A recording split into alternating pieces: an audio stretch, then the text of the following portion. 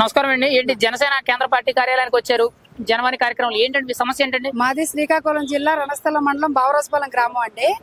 మా భూమి 1990లో కబ్జాకు గురైంది.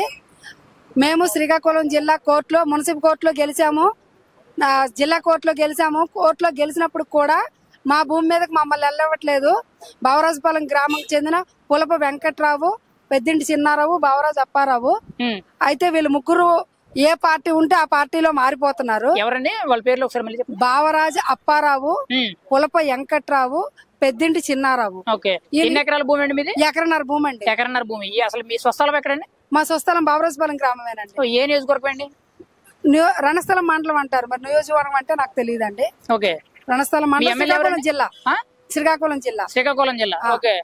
ఇప్పుడు వాళ్ళు మీకు కబ్జా చేశారండి. ఎప్పుడు చేశారండి ఇది? 1990 నుంచి కబ్జా చేశారండి. కానీ వాళ్ళు చేసుకోవట్లేదు, అలా ఉంచారు. ఊర్లో అటు చుట్టుపక్కల ఉన్న వాళ్ళకి అందరికీ తెలుసు. మేము కోర్టులో గెలుస్తున్నాము. ఆ ముగ్గురికి మాకు ఎటువంటి సంబంధం లేదు. వాళ్ళు మాత్రమే కబ్జా చేశారు. ఇప్పుడు 2 సంవత్సరాల కిందట మా పొలం అమ్మేశారు. ఓకే. అంటే ఎప్పుడో కబ్జా చేశారండి. కాకపోతే ఏంటంటే ఇప్పుడు అమ్మేశారండి. ఎవరికి అమ్మేశారండి? తెలకల అప్పన్న ఒక వ్యక్తికి అమ్మేశారండి. ఆయన రాజకీయ నాయకుడేనా? రాజకీయ నాయకుడు కాదు, మరి అక్కడ రియల్ ఎస్టేట్ బ్రోకర్ అండి. ఓకే. ఒక రియల్ ఎస్టేట్ బ్రోకర్ కి అమ్మేశారండి. సుమారుగా ఎంత విలువ చేస్తుందండి ఈ స్థలం అనేది? ఒక 10 కోట్లు చేస్తుందండి. 10 కోట్ల వరకు చేస్తుంది. మరి గతంలో ఎవరికైనా ఈ సమస్య గురించి చెప్పారండి? గత ప్రభుత్వం చాలా ప్రభుత్వాలకు అన్ని తిరిగామండి. అర్జీలు మాస్తూ పెడుతున్నాము. 2 కోట్ల గెలుచున్నామండి మేము. మా నాన్నగారు మానసికంగా చనిపోయారు.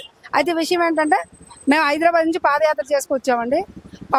ఈ జనసేన జెండా ఏదైతే ఉందో మేము ఒక్క రూపాయి కూడా ఖర్చు పెట్టకుండా జనసేన జెండా వల్లే మాకు అంతా చూసుకున్నారు. దారం టెల్లోళ్ళు అంతరును. నకిరికల్ నియోజకవర్గం విక్కీరామ్ గారు జనసేన అధ్యక్షులు, ఆయన ద్వారాగా అంటే అక్కడ రోడ్డు మీదకి వచ్చినా కలిశారనమాట. ఈ సమస్య గురించి పాదయాత్ర చేసుకుంటూ జనసేన నాయకులు మీకు దారిలో కలిసి మీకు సహాయం చేశారండి? సహాయం బాగా చేశారండి.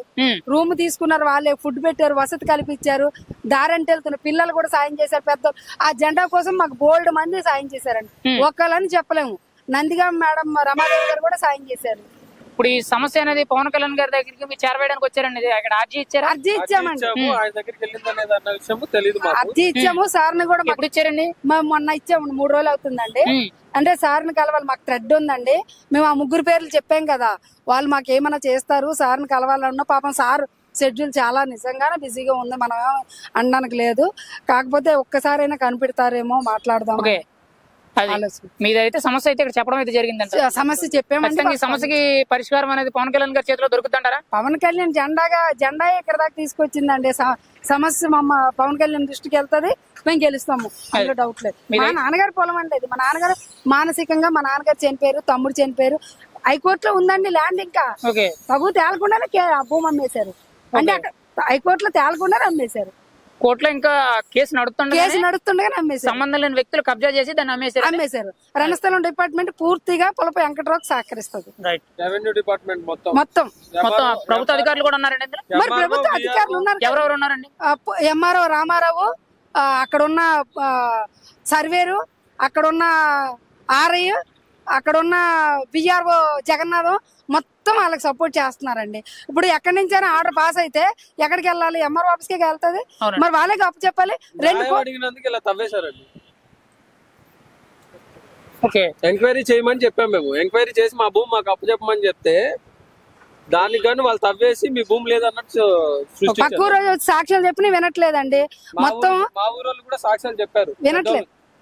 ఆ ఊరు నుంచి మేము ఇల్లు అమ్ముకొని ఇంకొక ఊరు వెళ్ళిపోయాం పక్కకి. బావరాజపాలెం గ్రామం నుంచి రణస్థలం వెళ్ళిపోవడం జరిగింది. ఏం జరిగినా సరే రణస్థలం మండలం సహకరించట్లేదు మాకు. రణస్థలం మండలం సహకరించట్లేదు. జనసేన కేంద్ర పార్టీ కార్యాలయానికి వచ్చారని జనవాణి కార్యక్రమానికి ఏంటంటే మీ సమస్య ఏంటండి? మాకు మా సమస్య పవన్ కళ్యాణ్ సార్ చెప్పుకోవడానికి వచ్చాము. ఏంటండి సమస్య అండి? మాది పొలం 2 ఎకరాలు ఉందండి, శివాపురం గ్రామంలో, ఎనపాడు మండలం. మాది మేము గాజులు అమ్ముకునే వాళ్ళం. అయితే మేము వ్యాపారానికి పోయే వరకు ఇక్కడ వాళ్ళు మా పొలాన్ని కబ్జా చేసి అమ్మేశారు. మీరు ఏ కులం అండి? మేము గాజులు అమ్ముకునే వాళ్ళం. ఓకే. ఇప్పుడు ఎవరండి మీ భూమి మీద కబ్జా చేశారన్నారు? కమతం సుబ్బారెడ్డి, శివాపురం కోటయ్య, ఈ చెప్పల సీను, కోటిరెడ్డి, కమతం కోటిరెడ్డి, కమతం శిరసుబ్బారెడ్డి, పెద్దసుబ్బారెడ్డి, శివాపురం కోటయ్య వీళ్ళంతా కలిపి మా పొలాన్ని కబ్జా చేసేసారు. మేము పొగాకు వేసుకున్నామంటే పొగాకు వేసుకున్న తర్వాత కూడా మేము ఇంటికాడ ఉండే వరకు వాళ్ళు ఒక 100 మంది తీసుకొని వచ్చారు. మా పొలం దగ్గరకు పోయి మా పొలం అంతా కూడా తగలబెట్టేశారు.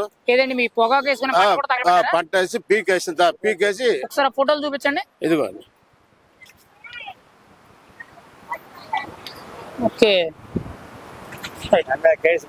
దాని మీద కేసు పెట్టామండి. పోలీసు వాళ్ళు కూడా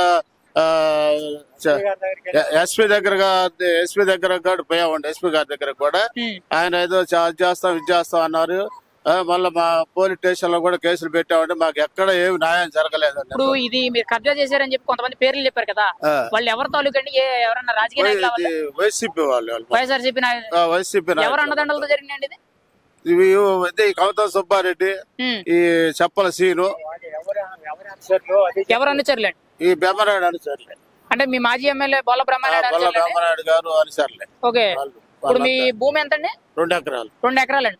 ఎంత వాల్యూ చేస్తుందండి? ఎంత అంటే ఎంత? ఎకరం 10 లక్షలు చేస్తారు. ఎకరం 10 లక్షలు చొప్పున, అంటే దాదాపు 30 లక్షల వరకు వాల్యూ చేస్తుందండి. చేసిద్ది. ఆ పొలం మొత్తం కూడా పొగాకు పీకేసి మొత్తం తగలబెట్టేశారండి వాళ్ళు, వైసీపీ వాళ్ళు. మరి మళ్ళా మా ఇంటి మీద కూడా 100 మంది తీసుకొని ఇచ్చారు మమ్మల్ని కొట్టాలి. దేనికండి? మీ మీద దాడి చేశారా? దాడి చేశారు. ఇప్పుడు మరి గతంలో ఈ విషయం గురించి ఎవరికైనా మీరు కంప్లైంట్ చేయలేదా? అన్ని స్టేషన్లకు ఇచ్చామండి, అందరికి పెద్దవాళ్ళకి కూడా చెప్పామండి. ఎక్కడ చెప్పినా కూడా ఏడ మాకు న్యాయం జరగలేదండి. అందుకని మా పవన్ కళ్యాణ్ సార్ కు చెప్పుకుందాని అందరం. మరి ఇక్కడ అర్జీ ఇచ్చారండి, మీ సమస్య గురించి వినతిపత్రం ఇచ్చారా? ఇచ్చారా? మరి ఏమన్నారండి? చూస్తామని ఖచ్చితంగా సమస్యను సాల్వ్ అవుతున్నారా అన్నారు. మరి అది ఖచ్చితంగా అయితే మీరు నమ్మకం ఉందండి మా సార్ పవన్ కళ్యాణ్ గారు చేస్తాడు అనేది.